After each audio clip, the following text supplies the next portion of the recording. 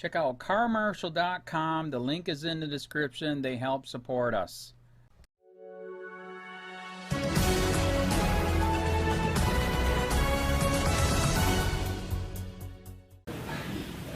Where are the moms against drug driving on that issue? I just read in the paper in Kansas City where a person was high on marijuana, comes off, runs into another car wreck, killed a couple people. The other thing too, what about what we've gone through on doing away with smoking in buildings, on public and stuff like that? You know, you can walk up the sidewalk and the guy's smoking marijuana in a car. That smell took up my freedom. I wanted clean air because there's a lot of people gave up smoking, so everyone else can have clean air or clean atmosphere and stuff like that. Can I clarify that that would be against the law in Colorado too? What's that? I just want to clarify that that would be against the law in Colorado too. Okay. The other thing too, my wife is a magistrate judge, and she says basically any way you say it, marijuana is an entry drug into the higher drugs. What you really need to do is go back in the 30s and where they outlawed all types of drugs in Kansas across the United States. What was the reason why they did that? One of the reasons why, I hate to say it, it's the African Americans. They were basically users, and they basically responded the worst of those drugs, just because their character makeup, their genetics and that. And so basically what we're trying to do is we're trying to do a complete reverse with people not remembering what's happened in the past. So basically I'm against, marijuana, all the way through to.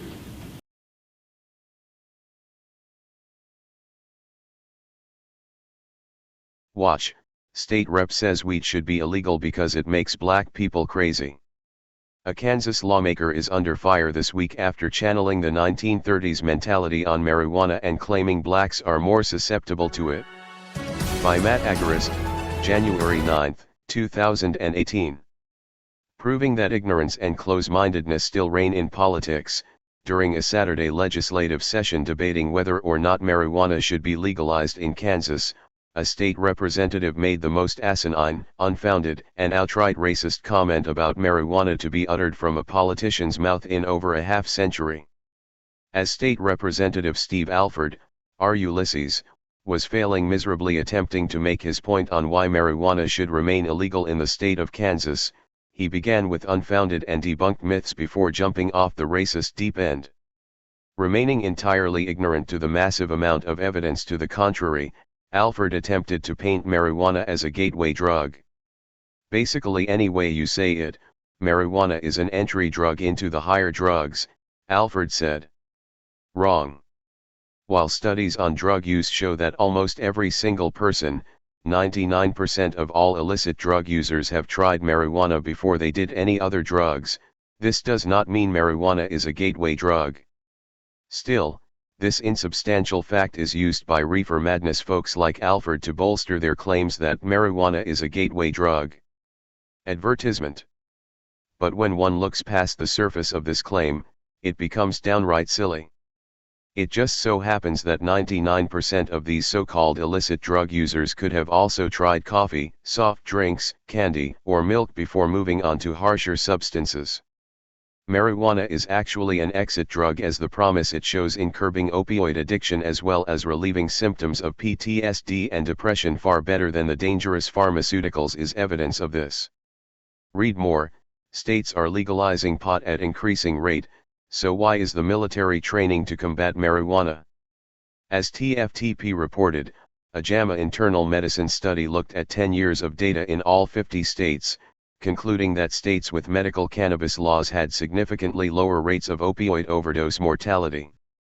but this representative of the people couldn't care less about the dramatic effect cannabis is having on saving lives because black people. What you really need to do is go back in the 30s, when they outlawed all types of drugs in Kansas, and, across the United States. What was the reason why they did that? He asked to a crowded room 100% filled by white people.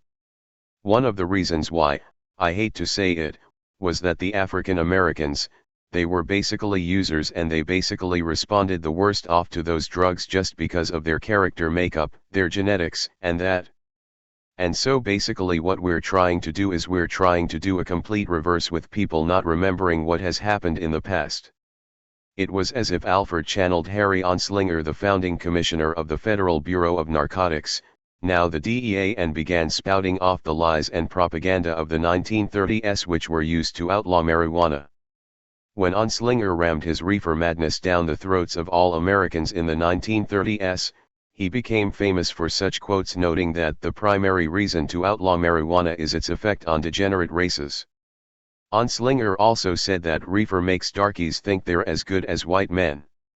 During the time Alford is speaking of, congressmen rallied around statements like these, and others such as, all Mexicans are crazy, and this stuff marijuana is what makes them crazy, and give one of these Mexican beet field workers a couple of puffs on a marijuana cigarette and he thinks he is in the bull ring at Barcelona. Read more. Disturbing video shows cops take turns beating nonviolent man arrest woman who filmed it. Another popular quote attributed to Anslinger, there are 100,000 total marijuana smokers in the US, and most are Negroes, Hispanics, Filipinos and entertainers. Their satanic music, jazz, and swing result from marijuana use. This marijuana causes white women to seek sexual relations with Negroes, entertainers, and any others. Lies and idiocy like the ones spouted by Alford were what led to marijuana becoming illegal in the first place, which led to the suffering and death of countless Americans and the subsequent rise of the police state and drug war. It is also important to point out that there is absolutely zero evidence showing marijuana affects African Americans any different than any other race. Sadly, as the GC Telegram reported, even after being proven wrong, Alford stood by his insane remarks, clarifying them. There are certain groups of people, their genetics, the way their makeup is, the chemicals will affect them differently, Alford said. That's what I should have said, was drugs affect people differently instead of being more specific. He added, it's just the history of how come we are with the drug laws that we do have today, and how come the United States was so prevalent in outlawing drugs. I think we've got to look back to see what has happened in the past to look forward. Here's to looking forward, Representative Alford, as obstinate dinosaurs like you who want to kidnap and cage people for ingesting a plant that heals them and makes them happy continue to be exposed and lose your grip over the lives of peaceful Americans. County, this is Charlotte County Cop Watch, and I wanted to explain what fair use is. You can use pieces of news articles if you're doing it for news reporting, you have commentary, and you're doing it for education purposes. So that's what fair use is, as you can see right here. Another reason why I wanted to make this video is to let you know I just joined with Patreon. A nice thing with Patreon, I make no money on YouTube. They took the money away years ago, and so this is another way to give, and it's a nice thing too because you can give monthly. You can give $1, $5, $10, whatever. I do 4 to 5 hours a day on trying to wake the sheeple up on how corrupt it is and different ways that you can fight the corruption. So Patreon is a way that you can do it, and then of course the old way is still there. Donate to Sheriff County Cop Watch with PayPal or credit card. So keep that in mind. 4 to 5 hours a day. I make no money, but the corruption happened to me and I'm sick of it, so I'm trying to wake people up. But my wife would love it if if we could get some help out there. There's 47,000 subscribers. Just think if each one of you subscribers just gave let's say actually yes, $1 a month. 47,000 subscribers gave $1 a month. That would be awesome. That's not going to happen. But anyways, that would be great if it did happen. But, you know, do the math in your head. Just think about it. Like I said, 4 to 5 hours a day. I get no money from YouTube. YouTube has gone nuts. You can't do anything anymore. They're taking the money away everywhere. So these are a couple different ways that you can still help out with all this time that I put in. And as you know, I'm in a special situation where, you know, at least I can do it. You know, 4 to 5 hours a day. We have a cleaning company during the day. That's what allows me to do this, and we're debt free. So this is my hobby. I don't go fishing and all that other crap. I try to save the world.